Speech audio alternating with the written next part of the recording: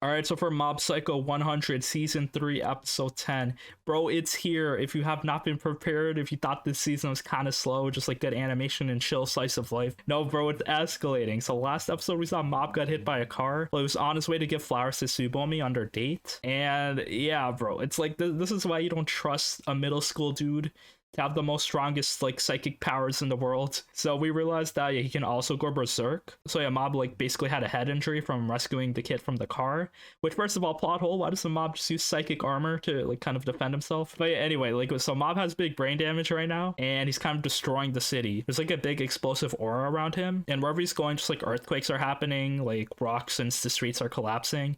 No one can really stop him. And then Mob is also carrying his bouquet of flowers. So it looks like he wants to give the flowers to Tsubomi. But girl, Mob is not in his right head, so it looks like the flowers is his weak point. Like if you kill the flowers, he'll break out of the psychic episode. But yeah, he's like going like 100 level and wrecking the city. It's so crazy. Everyone's kind of hiding in evacuation centers. So yeah, this whole city's kind of empty right now. We see Hanazawa kind of trying to stop him. So he's been like pretty underrated this season. Every time something bad happens, he's like the first responder. So he's actually trying to fight off Mob. He's like improved his powers a bit. He has like force fields and can tank some of Mob's abilities. But the thing is, once Mob goes 100 berserk mode, yeah, it's over, bro. This dude has no chance. He tries to like blow up the flowers, but Mob protects it. And yeah, just like a lot of cool action, just like sad moments as we kind of see him like just like dying. Mob is basically kind of like evaporating him. So yeah, we see like his clothes coming off, his hair falling off. And yeah, did he die? It looked like he did. There was some like spirit bubbles like flying in the air. So yeah, goddamn, if Mob killed someone, well, there's basically no turning back for Mob at this point because he caused all this destruction. So if he does wake up, like, you know, it's gonna be pretty hard to go on from there. But besides that, yeah, we see some people actually took pictures of Mob. So yeah, Reagan sees it and all the other school kids see it. So they're like, yeah, this is Mob. Like, oh shit. So I wonder like what Reagan will do. We also see a lot of the other kind of psychic characters we saw in the previous seasons show up. So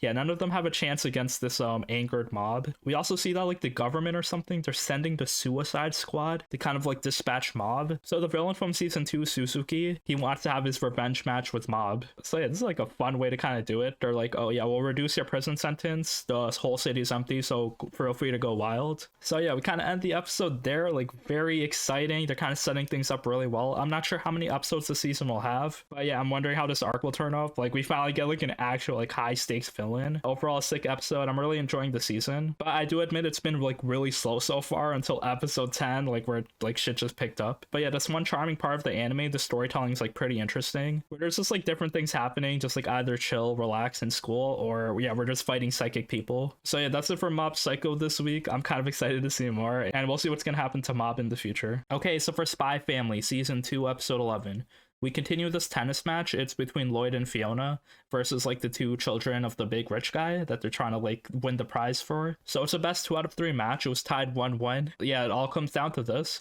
It seems pretty easy though. Lloyd and Fiona are probably in their groove right now. The problem is this match is crazy. They're moving the net up and down, so they gotta adjust. There's like a sniper on the roof. They're adjusting the floorboards. So yeah, Lloyd is doing all he can. He kind of rescued Fiona from getting shot by a sniper. But yeah, they still like continue beating them. They kind of take the painting as their prize, but then they can't have it. The government wants it. So that's kind of suspicious. So yeah, Lloyd kind of does like a forgery. He kind of copies the painting and takes it. And yeah, it's all good. They got this secret code. This code that'll reignite the war. Oh yeah, that's what we thought. Apparently this mission was kind of for nothing because there was no war being reignited. The secret code was basically just like a bunch of models. So apparently this government dude was like interested in theater. So like he took pictures of all the hot actresses, and his wife kind of found out, so she forced him to throw away the pictures, but he hid this like one album. So it's basically a code for the location of his waifus. So yeah, that was pretty funny. There's like no harm coming. These missions are just like to strengthen the family bonds and to interact with each character. But yeah, overall we finished that. But however, the tennis isn't over because Fiona, she drops off Lloyd at home, but she sees Yora and Anya playing tennis in the park. So I gotta make sure that I beat her completely,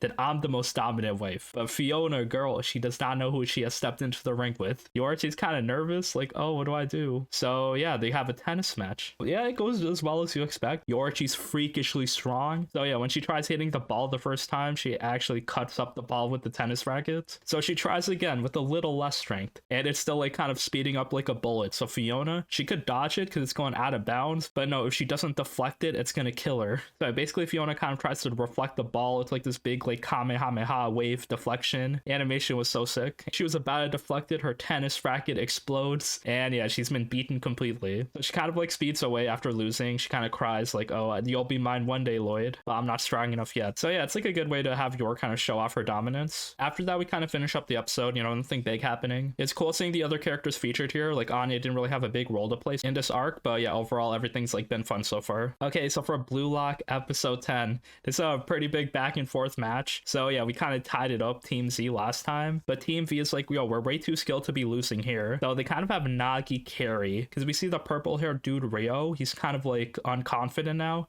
He's being blocked so hard he can't make any moves. So Nagi's like, bro, give me the ball, I'll dribble, I'll do everything myself. So yeah, Nagi, he was using 1% of his power before, now he goes up to like maybe 10%. He's actually like doing things himself. He's enjoying soccer, and yeah, he's like carrying the offense. He doesn't need Rio to set him up, bro. He can dribble and shoot himself. So he kind of passes it to the dude with glasses. The dude passes it back, and then yeah, Nagi makes an easy goal. So now it's 4-3. There's 15 minutes left in the game.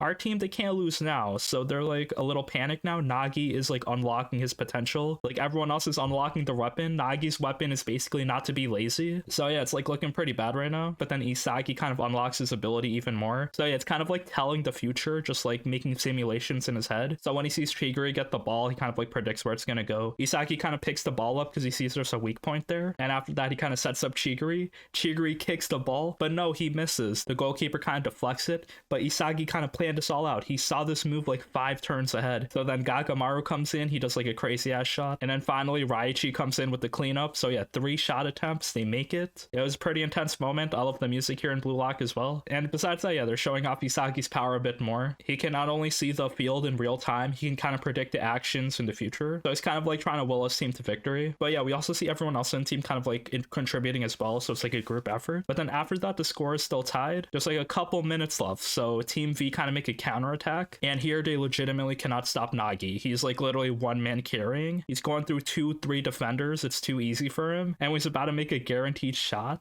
We see Kuwan come in tackling Nagi. So yeah, Kuwan was in the back basically. He kind of wanted the free pass to the next stage with Blue Lock, but he couldn't because Raichi made the 3rd goal. He's remembering his backstory where like he took soccer very seriously. No one else really did. I'm doing everything myself to achieve my dream. But basically he's like playing dirty now. He's like, there's no redeemable quality for him right now. So basically Kuwan tackles Nagi. Hard foul, easy goal attempt. So that's like a red card for him. It's pretty funny, but yeah, he's giving our team a chance. But yeah, Team V got a free kick and Rio, he has the ball. So instead of passing it, he just tries to make a goal with the free kick. The goalkeeper's like, yeah, I predicted this because everyone in Blue Lock, they got the ego. So yeah, he deflects the ball. But yeah, like when you deflect the ball, a free kick, like everyone else is like still on offense. So Team V make a lot more shot attempts, but our team kind of deflect everything. And then finally, Isagi gets the ball. He cleans it up. And yeah, we kind of end the episode there. What is Isagi going to do with the ball? The score is tied 4-4 so far, so they have a few minutes to make a counterattack. I'm really hoping he'll make a goal, but if they tie right here, it'll also be probably fine. Because, you know, they're still growing. This is like the first big match. So I guess we just got to see. And yeah, they're keeping the matches hype. They're a bit predictable. Like, yo, this one's going back and forth. But yeah, overall, yeah, this anime is really exciting. Okay, so for Bocchi the Rock episode 10, a lot more funny things happening. We see more of Bocchi's school life. Every time something happens that involves multiple people or like a group effort, Bocchi just collapses and she like kind of phases out in her own world. So yeah, she's still having a hard time like interacting with others. And it's kind of like the worst time because the culture festival part. So basically they're kind of like looking for people like musicians to like perform. And then Bocchi's like, okay, let me put my name into the bin. His classmates are like, yo, it'd be pretty sick if someone from our class would perform. So yeah, Bocchi gets a little bit ahead of herself. She kind of tries to hand in the performance form, but then she kind of collapses. She gets sent to the nurse's office and Kita's there. So yeah, Bocchi's trying to like debate, oh, should I do it or not? She asks everyone else in the Starry Club and they're like, yeah, do what you want. You know, that'd be fun. And so yeah, Bocchi's always scared for like any performance, but they do eventually hand in the form. Kita kind of apologizes to Bocchi because it actually her that handed in the form. We also see Kikuru and her band perform. So yeah, they're called Sick Hack. And yeah, they made another cool song here. We see that they perform in like actual bigger venues with like 200 plus people. So yeah, their band is pretty powerful. Shows like the skill gap. Bocchi has more room to grow. Kind of like preparing for the school concert, which I'm pretty excited for. And all the other characters are trying to do their best, trying to improve. But then, yo, we get a cliffhanger.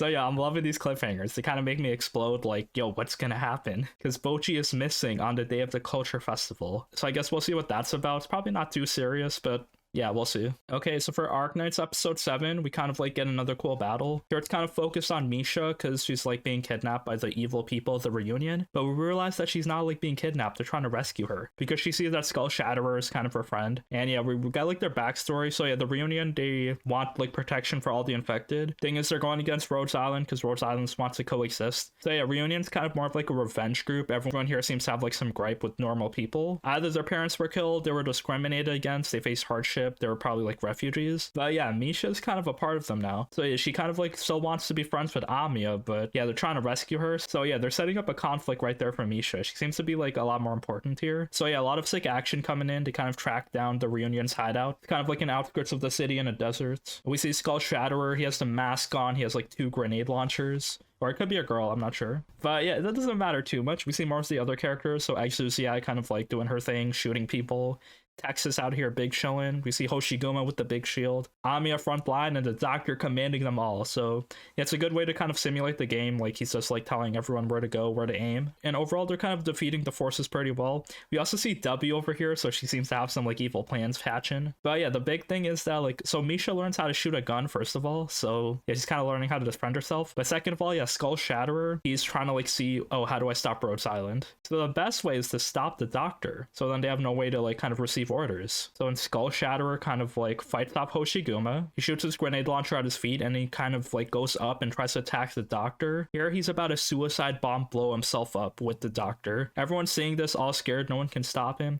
Amiya, she does not want the doctor to die. The most badass scene out here happening. She releases her arts again, kind of like goes God mode, and kind of stabs Skull Shatterer. So bro, rip Bozo, this dude is beyond dead. And Misha actually sees this. She kind of like, it gets a little sad. We kind of end the episode there, so yeah, a lot to process here. Kind of excited for next episode because yeah, we kind of like won the battle. The thing is, as their leader died, the reunion still aren't giving up, so they kind of want to rescue Skull Shatterer's body. So yeah, I mean, I guess it's a good episode kind of depicting both sides of war. Like the reunion, they're evil, like they only want revenge. So yeah, it was sick seeing Amiya kill Skull Shatterer. It's probably a big turning point for Misha, and I guess we'll see what's gonna happen next time. Okay, so for Akiba Maid War episode 10, this was a pretty emotional episode. Overall, kind of focuses on Ranko, so she kind of like goes on a date with one of her masters. His name is Suihiro-san. So yeah, he's kind of infatuated with Ranko. He kind of visits her all the time at the Maid Cafe. We realized though that he's kind of like an assassin that kills maids, so yeah, maybe he's trying to target Ranko, so maybe that's not good for our girl. I don't want her to die. But yeah, they go on a date first of all, so then it's all good, and in the end of the date, Suihiro's like, Ranko, will you run away with me? Let's escape the city, we'll take a train somewhere, I'll meet you next day at this time. So yeah, that's pretty cool, pretty romantic. I kind of love it. The sad thing is though, we get more story. So we see the panda story now. So the panda was actually a maid assassin sent to kill Ranko's boss.